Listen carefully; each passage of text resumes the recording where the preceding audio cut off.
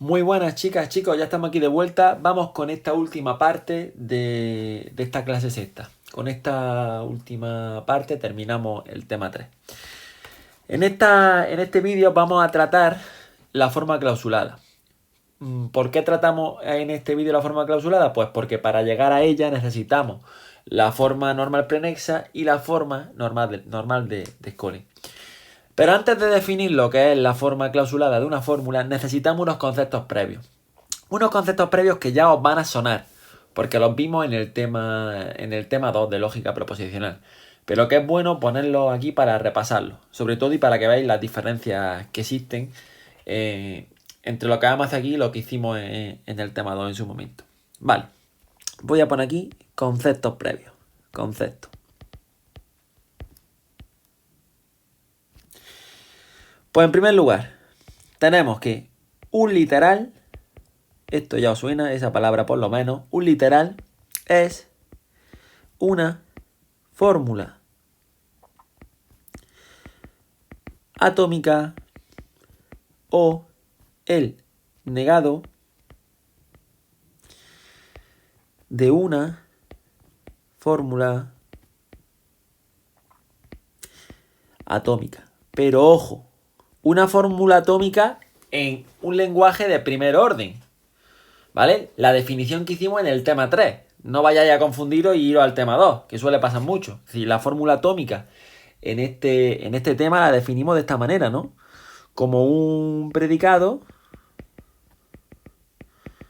y aquí término, ¿vale? Recordad que así es como definimos nosotros fórmula atómica en un lenguaje de primer orden. ¿Vale? Pues literal se define así, como una fórmula atómica o el negado.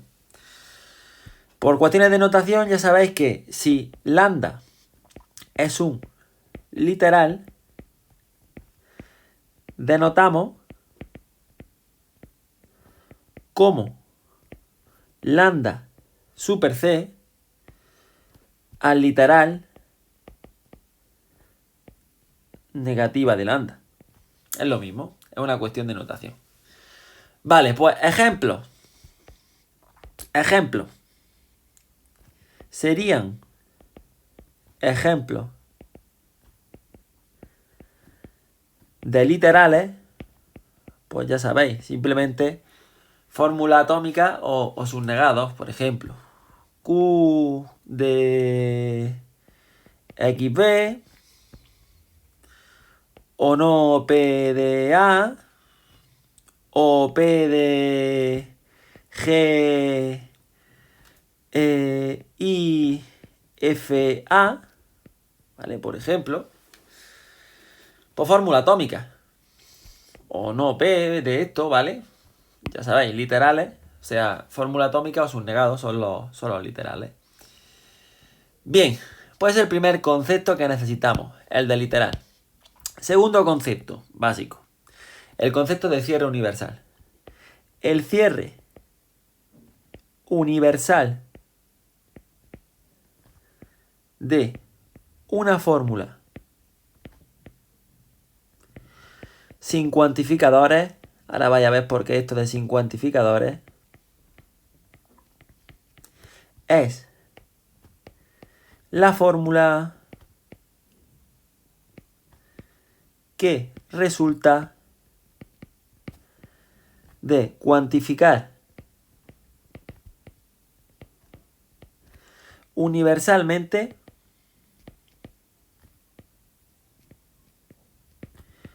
todas las variables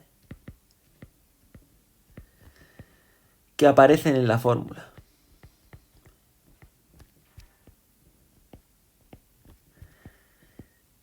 Por ejemplo, vamos a poner un ejemplillo, que si esto se entienda. ¿Vale? Ya tenemos el concepto de literal y ahora tenemos el de cierre universal. Ejemplo. Pues si tenemos, no sé, sea no h de x, g de x, a, y, esto ya sabéis que es un literal, pues su cierre universal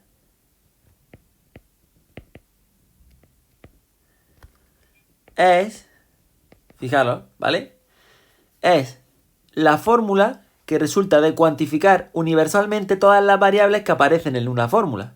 Es decir, como aquí aparecen x e y como variables, pues su cierre universal sería decir para todo x, para todo y poner la fórmula. H, G, X, A, Y. ¿Vale? Es sencillo. Por ejemplo, sea P de A o Q de X, G y B. Esta fórmula de aquí. Pues su cierre universal es, pues como aparece la X y la Y, pues para todo X, para todo Y, paréntesis, P de A o Q de Y, G y B. ¿Vale? Simplemente. Perfecto. Un ejemplo más. Un ejemplillo más. Para que no nos pille desapercibidos si tuviésemos esta situación. Fijaros.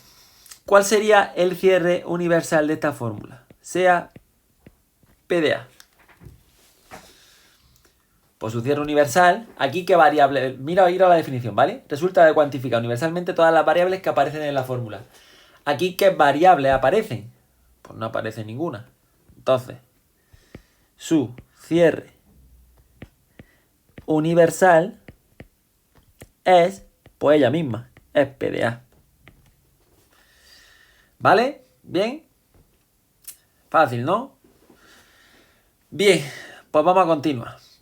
Una vez que tenemos la definición de cierre universal, vamos con la tercera definición, que es el de cláusula.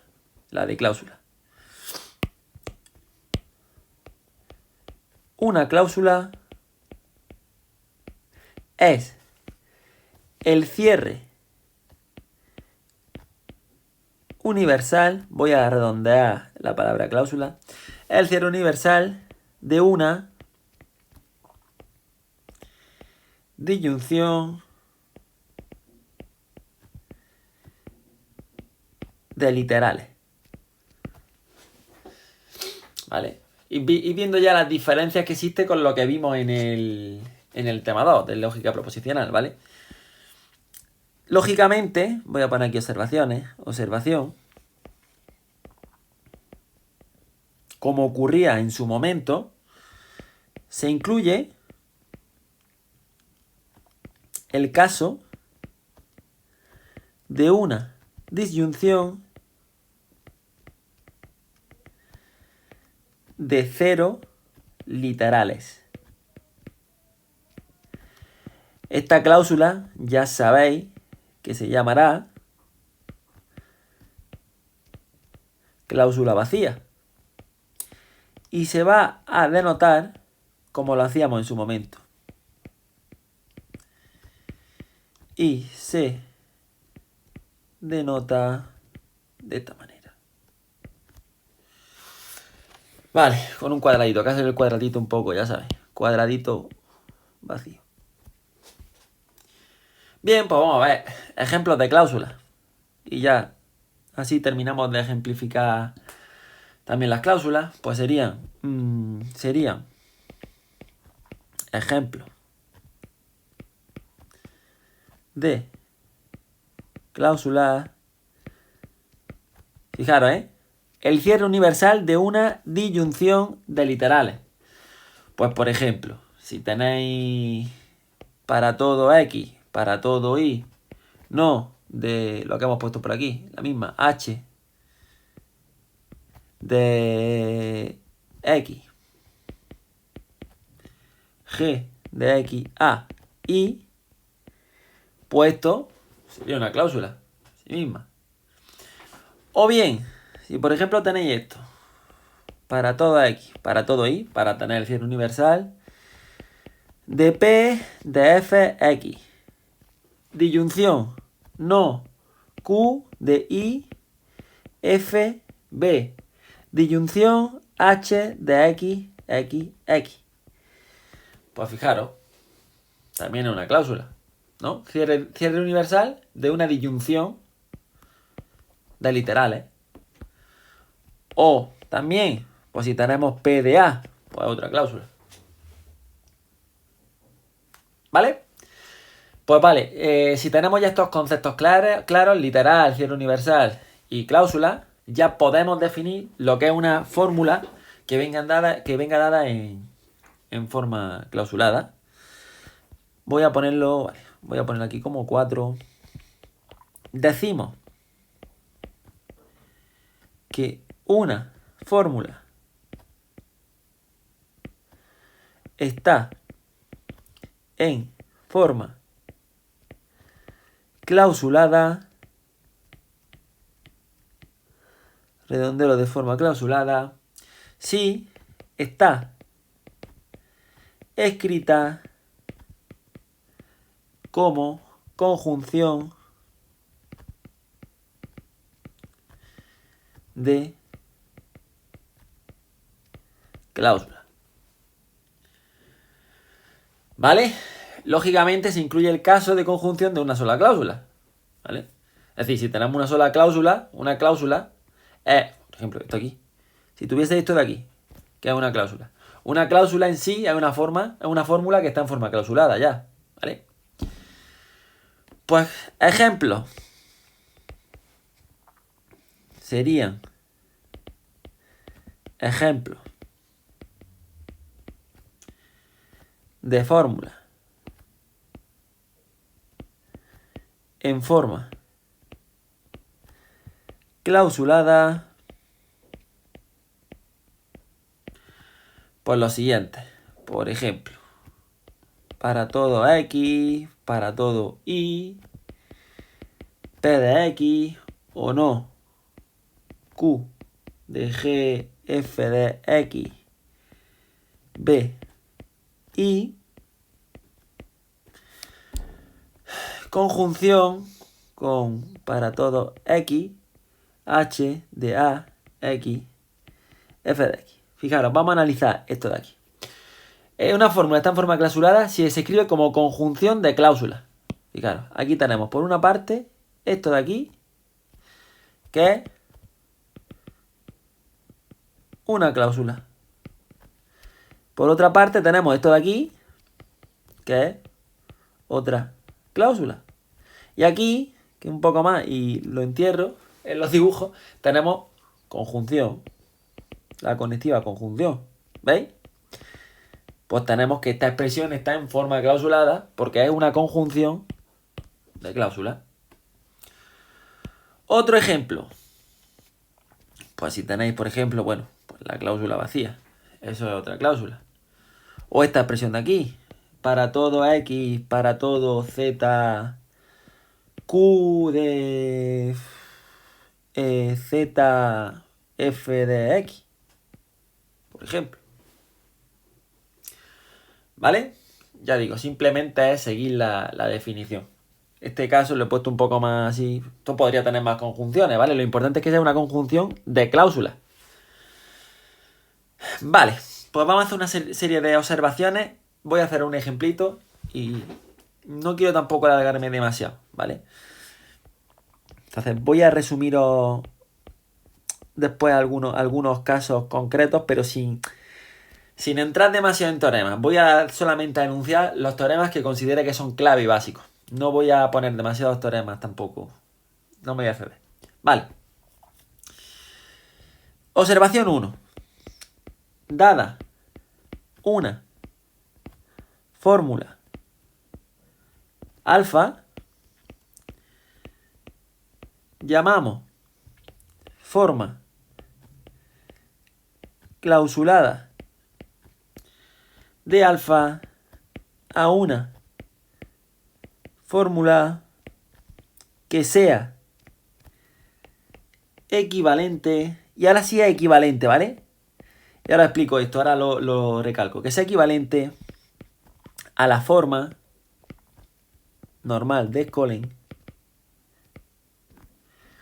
de alfa y, lógicamente, que esté en forma clausulada. Fijaros aquí lo que hemos dicho. Equivalente. Esto es importante, esto, yo qué sé, cae hasta en tipo T. Fijaros que dijimos que la forma normal prenexa y la forma normal de Skolem no tenían por qué ser lógicamente equivalentes. Ahora bien, la forma clausulada y la fórmula de Skolem sí van a ser lógicamente equivalentes, ¿vale? Entonces hay como un salto. Nosotros tenemos una fórmula inicial. Conseguimos la forma normal prenexa, que sabemos que va a ser lógicamente equivalente a nuestra fórmula inicial. Luego obtenemos la forma normal de Skolem, que no tiene por qué ser lógicamente equivalente a nuestra forma normal prenexa, ¿vale? A nuestra fórmula en forma normal prenexa. Y luego obtenemos la fórmula en forma normal clausulada o forma clausulada. Y esa sí va a ser lógicamente equivalente a la de Skolem. Pero lógicamente no va a ser equivalente a la fórmula en las otras dos formas. Ni en la original ni en la forma normal prenexa. ¿Vale? Yo creo que esto más o menos queda claro. Lógicamente, no lo voy a poner, pero la fórmula de Skolem no era única. Por lo tanto, la fórmula en forma clausulada tampoco lo es. Vale. Observación 2. Observación. Esto es importante. No toda fórmula tiene forma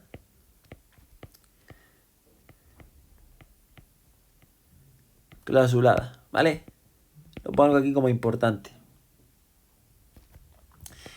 Solo podemos asegurar esto, que tenga forma clausulada, solo si es sentencia. Que ya sabéis lo que es sentencia, ¿no? Que no aparecen, no hay apariciones libres de variables. Solo si es sentencia, ya que en la forma clausulada, si nos vamos arriba y observamos la forma clausulada como es, ¿vale? Fijaros lo que ocurre con los cuantificadores estos universales.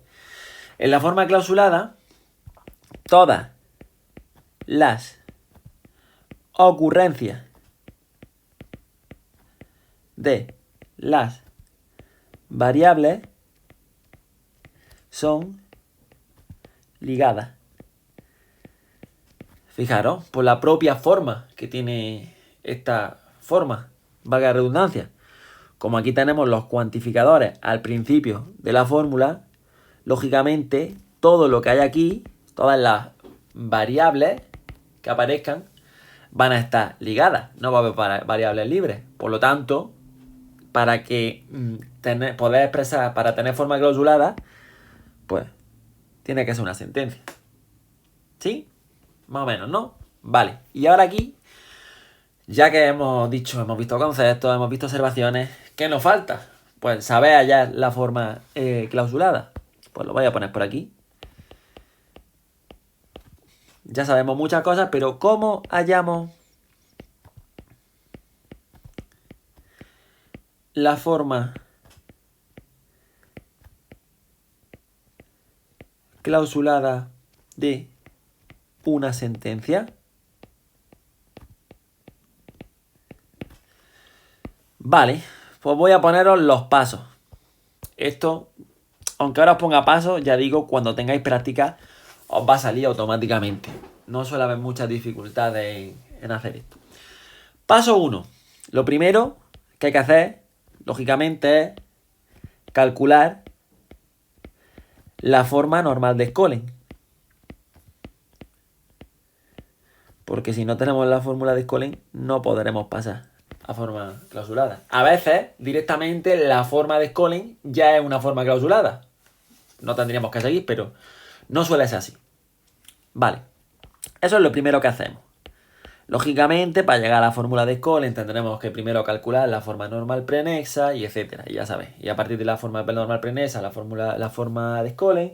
Y con la forma de Skolem, pues, hallamos la forma clausulada como voy a poner. Bien. Segundo paso, sobre la subfórmula que resulta de quitar los cuantificadores, es decir, los cuantificadores universales y los existenciales los quitamos y nos quedamos con la subfórmula, aplicamos las equivalencias necesarias, que las equivalencias van a ser sencillas porque son las que ya traíamos del tema anterior, porque no van a involucrar cuantificadores. Las equivalencias necesarias, ya sabemos, tenemos nuestra listado de equivalencias, que tenemos que sabernos sí o sí, para transformarla en una conjunción de disyunción de literales. Vamos a hacer algo parecido, muy parecido a lo que hicimos en el tema 2. Cuando hagamos esto, la fórmula tendrá esta forma. Para todo x1, para todo x2, para todo xn, las variables que tengamos cuantificadas, pues se nos quedará como esta conjunción. ¿Vale? Donde, lógicamente, cada delta sub i es una disyunción de literales. Aquí tendremos que apañándola como podamos con nuestra equivalencia, ir razonando literales. Para conseguir esto. Bien, pues este sería el paso 2. Paso 3. Usando la equivalencia, la voy a poner aquí. La equivalencia que necesitamos es esta de aquí. La voy a poner en rojo. Para todo x, alfa, conjunción, para todo x, beta, esto es lógicamente equivalente a para todo x, alfa, conjunción beta. ¿Vale? Pues usando esa equivalencia, transformamos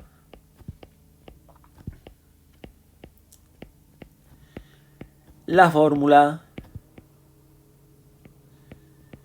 en, ¿vale? Transformamos esta fórmula que hemos tenido aquí de esta forma en, pues para todo x1, para todo x2, para todo xn, delta 1, conjunción para todo x1, para todo x2, para todo xn, delta 2, conjunción, pues así, con todas. Para todo x1, para todo x2, para todo xn, delta n. Ese es el paso 3. ¿Vale? Algo así, entre comillas, como distribuir los cuantificadores. Vale, y finalmente, el último paso, el paso 4, es que puede ser que cuando hagáis esto, haya cuantificadores, ¿vale? Que aparezcan, pero que no cuantifiquen variables en cada uno de los deltas. Entonces, pues eso los vamos a eliminar. Entonces, de cada una de las subfórmulas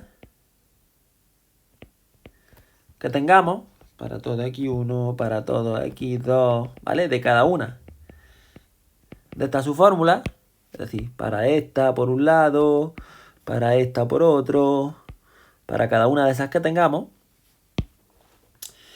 vamos a eliminamos los cuantificadores correspondientes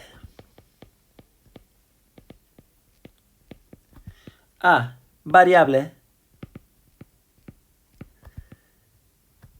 que no aparecen en delta i. Fijaros, si os vais a la lista de equivalencias que tenemos, lo que estamos haciendo es esto de aquí. Estamos utilizando la equivalencia que decía que para cualquier x de alfa, esto es lógicamente equivalente a alfa si x no aparece libre en alfa. ¿Vale? Bien, pues vamos a poner un ejemplito. Vamos a poner ejemplo. Ejemplo 1. Tampoco voy a hacer mucho, voy a hacer solamente 2, porque posteriormente, vamos a ver en otro vídeo, voy a hacer un ejercicio donde voy a calcular varias formas clausuladas. Vale, vamos al primer lugar. Obtengamos la forma clausulada de alfa igual a, para todo x, p de x, f de x implica q de b. Bien, si os fijáis, esta fórmula de aquí, esta expresión, ya está en forma normal de Skolem. ¿Se podría haber puesto de otra manera? Sí, se podría incluso haber quitado, si queréis, con la equivalencia esta conectiva, pero bueno, eso ya de por sí ya viene dado en forma normal de Skolem. Entonces, vamos a seguir los pasos, poquito a poco, ¿vale? Lo ve. Calculamos los pasos 1, ya está hecho, ya tenemos la forma normal de Skolem. Paso 2, sobre la subfórmula que resulta de quitar los cuantificadores, es decir, sobre esto de aquí, ¿vale? Quitaríamos los cuantificadores. Paso 2 sería sobre esta subfórmula, p de x, f de x, implica q de b. Aplicamos las equivalencias necesarias para transformarla en una conjunción de disyunción de literales. Entonces, ¿qué aplicamos? Pues lo que hacemos esto es aplicar equivalencias. Esto será lógicamente equivalente a... Aquí, como tenemos una implicación, pues esto nos queda como no p de x, f de x o q de b. ¿Vale? Y ya hemos hecho todo lo que tenemos que hacer. Porque fijaros, aquí tenemos una disyunción de cláusula. Vale. ¿Y ahora qué hacemos? Pues tenemos, básicamente... Perdona, una disyunción de cláusulas no, que lo he dicho. Esto es una disyunción de literales, ¿vale? Es decir... Bueno, se me ha entendido, ¿no? Más o menos. Así, fijaros, si volvemos ahora arriba y ponemos esta expresión de aquí, como estoy moviendo tanto para arriba y para abajo, ya no sé lo que digo. Si nos vamos aquí, ¿vale?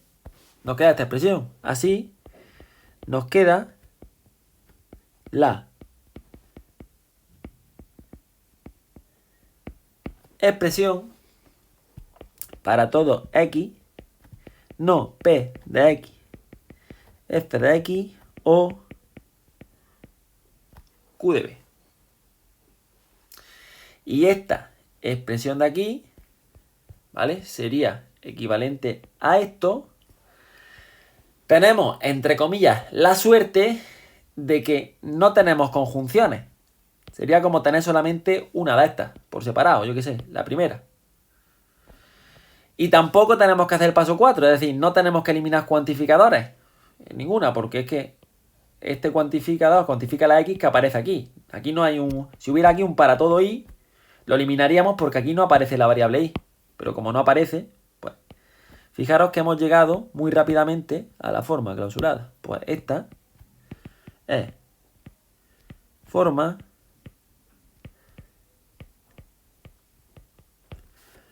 clausurada. Vale. Perfecto. Habéis visto lo que hemos hecho, ¿no?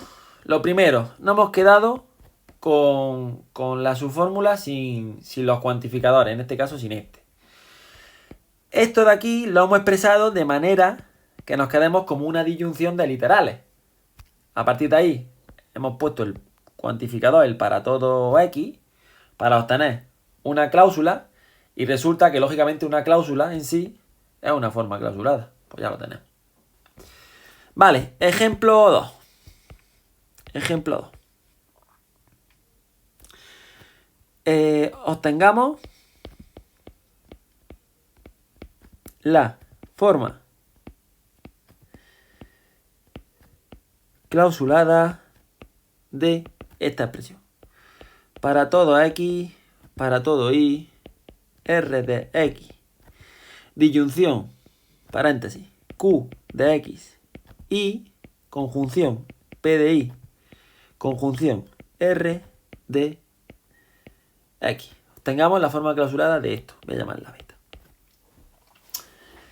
Bien, voy a ir pasito a pasito, suavecito. Nos vamos a quedar primero con esta expresión de aquí. Luego esto no lo voy a hacer yo así, ¿vale? Lo voy a hacer más directamente. Lo estoy haciendo así, pues, porque son los primeros.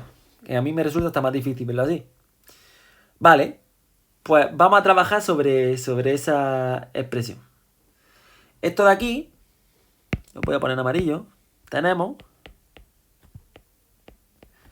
que R de X o Q de XY y P de Y y R de X, esto es lógicamente equivalente, lo voy a poner directamente, creo que se ve más o menos claro, ¿no? A R de X o Q de X y conjunción con R de X o P de Y, conjunción con R de X o R de X. ¿Vale? Ya hemos hecho nuestro paso 2. Bueno, nuestro paso 2. Lo primero que tenemos que hacer. Ahora volvemos a escribir la fórmula. Esta de aquí, pero recuperando estos cuantificadores. Así nos queda para todo X, para todo Y, de todo esto, le pone entre paréntesis, de R de X o Q de X y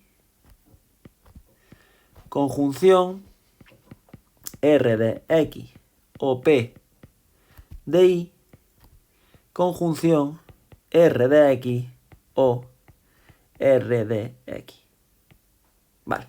Lógicamente, no lo he dicho, pero se ve claro, ¿no? Que R de X o R de X, disyunción con R de X, R de X. Si queréis aquí, podéis haberle eliminado directamente esto. ¿Vale? No va a perder significado. Y se va a entender perfectamente si hacéis esto. Bien, pues ahora vamos a ir pasito a pasito. Esto, ¿a qué será lógicamente equivalente? Pues vamos a, entre comillas, distribuir esos cuantificadores. Entonces esto nos queda para todo X, para todo Y, R de X o Q de X y conjunción con para todo X, para todo Y, R de X o P de Y, conjunción para todo X, para todo Y, R de X. ¿Y ahora qué es lo último que hacíamos? Pues lo último que hacíamos era eliminábamos cuantificadores que no eran necesarios. Fijaros, estos dos los vamos a conservar porque aquí aparece la X y aparece la Y. Estos de aquí también, porque aquí aparece la X y aquí aparece la Y. Pero aquí, en esto solo aparece la X, por lo tanto, este de aquí lo podíamos eliminar sin ningún problema. ¿Y qué nos queda entonces? Pues nos queda para todo X, para todo Y, R de X o Q de X y conjunción para todo X, para todo Y, R de X, disyunción P de Y, conjunción para todo X, R de X. Y fijaros que esto ya sí está en forma clausulada. Esto ya está en forma clausulada porque es una expresión que viene dada por la conjunción de tres cláusulas. Primera cláusula, segunda cláusula, tercera cláusula. Esto es una cláusula, esto es una cláusula, esto es una cláusula y esto es una conjunción y esto es una conjunción. Más o menos fácil, ¿no? O sea, yo sé que son muchos conceptos y hay que darle un repaso y hay que integrarlos, pero de verdad no es excesivamente difícil. Bien, voy a anunciar ahora un teorema. Ahora que sabemos cómo calcular ya formas clausuladas, voy a anunciaros un teorema importante. Sea gamma mayúscula, ya sabéis, gamma 1, así hasta gamma n, un conjunto de sentencias, vamos a poner que sean sentencias para no complicarnos la vida, ahora explicaré qué pasa cuando no sean sentencias, un conjunto de sentencias, supongamos que para gamma i, para una fórmula del gamma mayúscula, su forma clausulada es C1, conjunción con C2, sí, pues hasta CI, MI. Vale, sea gamma mayúscula doble superestrella el conjunto formado por todas las cláusulas que aparecen en la forma clausulada de cada una de las fórmulas del conjunto gamma mayúscula, es decir, o sea, este conjunto de aquí, gamma mayúscula, doble superestrella, pues sería C11, C12, ¿vale? Es decir, el conjunto determinado por cada una de las cláusulas que aparecen en la forma clausulada de cada una de las fórmulas. C1M1, luego tendríamos C21, C22, C2M2 y así, pues hasta el último que haya, CN1, CN2, ¿vale? Todas las cláusulas. Vale, pues ¿qué ocurre entonces? Pues lo potente de todo esto es que tenemos lo siguiente. Entonces, el conjunto inicial que teníamos, esto es similar a lo que ocurría en lógica proposicional, es insatisfacible si y solo si el conjunto gamma mayúscula doble superestrella es insatisfacible. Entonces nosotros lo que estamos diciendo con esto es que cuando tengamos un conjunto de sentencias, ¿vale? De fórmulas que sean sentencias, preferiblemente, si obtenemos la forma clausulada de cada una de estas sentencias, y la forma clausulada de cada una tiene esta forma, entonces que este conjunto sea insatisfacible es lo mismo a que el conjunto, que hemos llamado de esta manera, pero eso no deja de ser un conjunto, ¿vale? El nombre da igual. El conjunto formado por cada una de las cláusulas, individualmente, de las formas clausuladas de cada una de estas fórmulas iniciales, si ese conjunto es insatisfacible, entonces nuestro conjunto inicial es insatisfacible. Fijaros lo que estamos diciendo, ¿eh? No es una tontería, precisamente. Vale, luego aparte, en otro vídeo que ahora va a estar a continuación en el canal, os voy a poner un ejemplo de aplicación de este teorema. Pero para no alargar mucho la clase, voy simplemente a dar una última puntualización con algo que creo que es importante. Lo voy a poner aquí en rojo. Observación. Para que sepáis también qué hacer cuando no tengamos sentencias. Porque si tenemos sentencias, el mundo es maravilloso. Pero ¿qué pasa si no tenemos sentencias? Pues lo voy a poner por aquí. Aunque lo normal es que se trabaje con sentencias,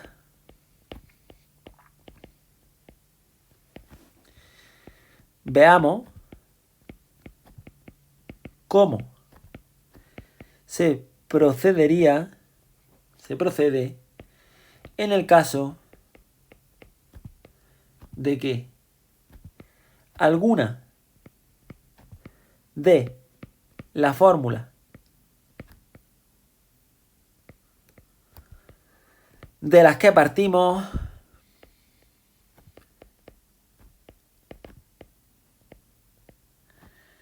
tengan variables libres. Vale, esto se justifica en una serie de lemas y en un teorema en concreto que no voy a enunciar. Os voy a poner simplemente lo que se haría, ¿vale? El procedimiento. Si queréis, ya digo, esos teoremas y ese lema y esos dos lemas y ese teorema, comprenderlos y leerlos están en el libro de Jesús García Miranda, de Lógica para Informáticos. Bien, pero os voy a poner aquí solamente el procedimiento. No considero para fines prácticos que realmente conocer esos teoremas y ese teorema y esos lemas no aporte mucho. Vale, ¿cómo se actúa? Se actuaría de la siguiente manera. Si se da esta situación, en este caso, actuamos de la siguiente manera. Dos puntos. Supongamos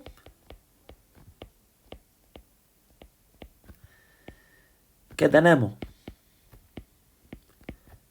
un conjunto de fórmulas,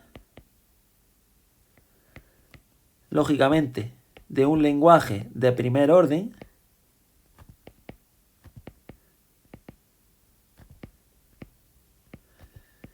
gamma mayúscula, las fórmulas sean gamma 1, así, bla, bla, bla, bla, bla, hasta gamma n, del que queremos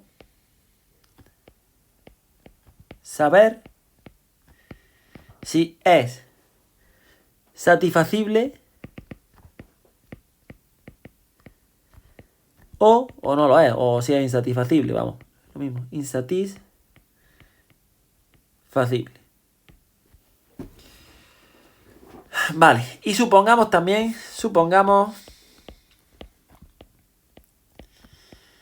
que aparece que hay una ocurrencia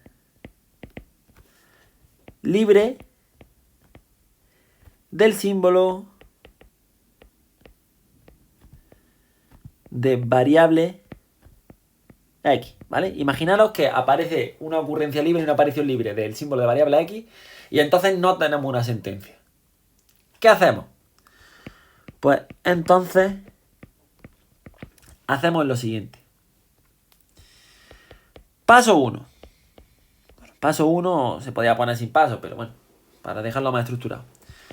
Lo primero que hacemos es elegimos un símbolo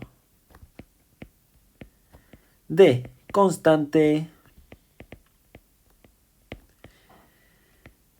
que no aparezca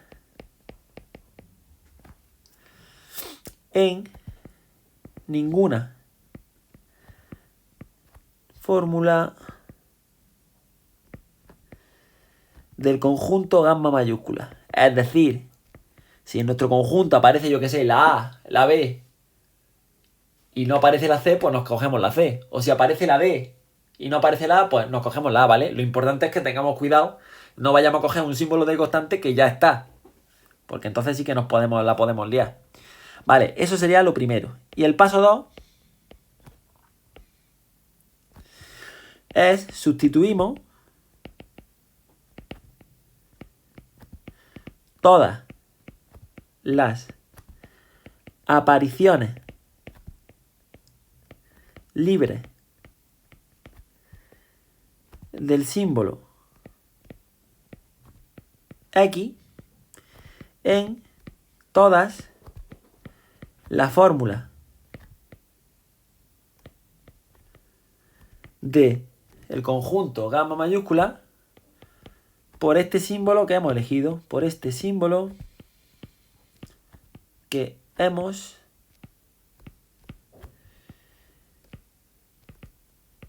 elegido. ¿Vale? Lógicamente, si queréis un paso 3, ¿vale? Aunque se ve obvio, ¿no? El paso 3 sería repetir esto mientras haya alguna fórmula que no es una sentencia.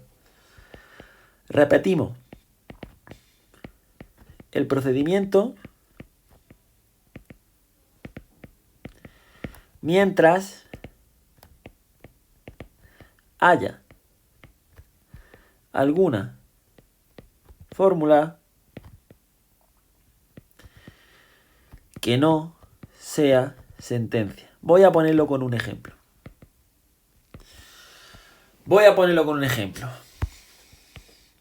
Se ve lo que estamos haciendo, ¿no? Es decir, con esto lo que hacemos es transformamos nuestro conjunto inicial, en la que había fórmulas que no eran sentencias, en otro conjunto de fórmulas en el que todas las fórmulas van a ser sentencias. ¿Vale? Y ese conjunto va a ser insatisfacible si y solamente si nuestro conjunto inicial, que había fórmulas que no eran sentencias, es insatisfacible. Vale, imaginaros esto.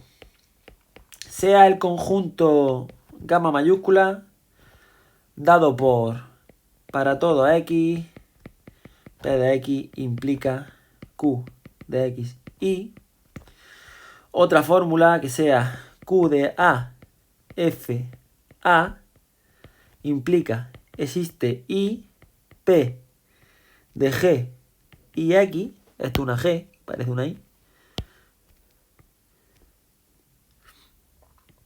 y una última fórmula que sea para todo x existe z, p de x implica h de x y z. Vale. ¿Qué es lo que queremos? Buscamos un conjunto gamma mayúscula prima, ¿vale? Un conjunto, lógicamente, que sea solamente de sentencias,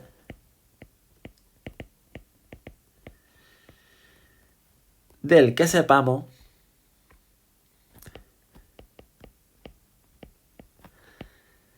que es insatisfacible si y solo si lo es nuestro conjunto inicial. Y ahora empezamos a fijarnos en nuestra fórmula de aquí. Vamos a ver si son o no sentencias. Aquí nos empezamos a fijar y vemos que aquí aparece una i en esta primera fórmula, ¿vale?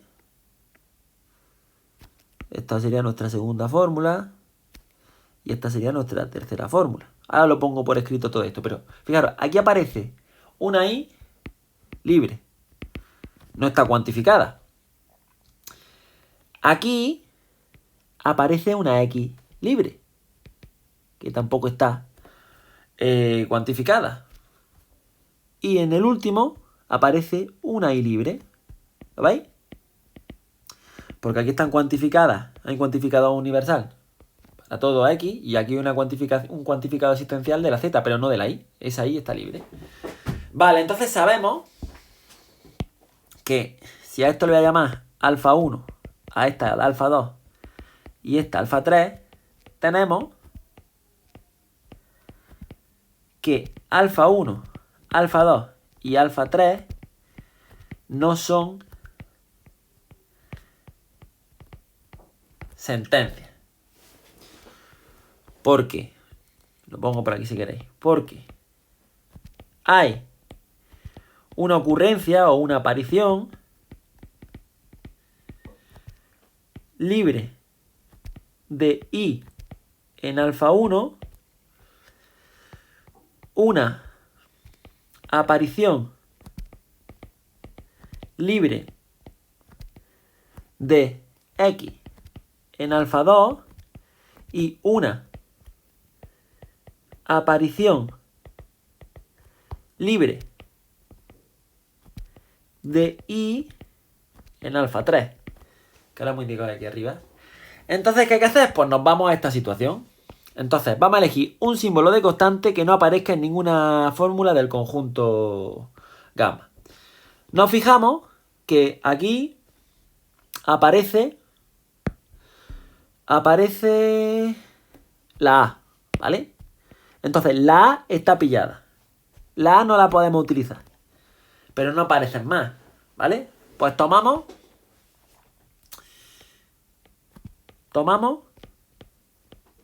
como tenemos que aparece libre la Y y la X, ¿vale? Hay dos Y, pero realmente es una variable, la Y y la X. Tomamos dos símbolos de constante que no aparezcan. Tomamos como símbolo los que queráis, ¿vale? Yo voy a tomar por B y C, que es lo más lógico, ¿vale? B y C. Bien, ¿y ahora qué hacemos? Pues a continuación sustituimos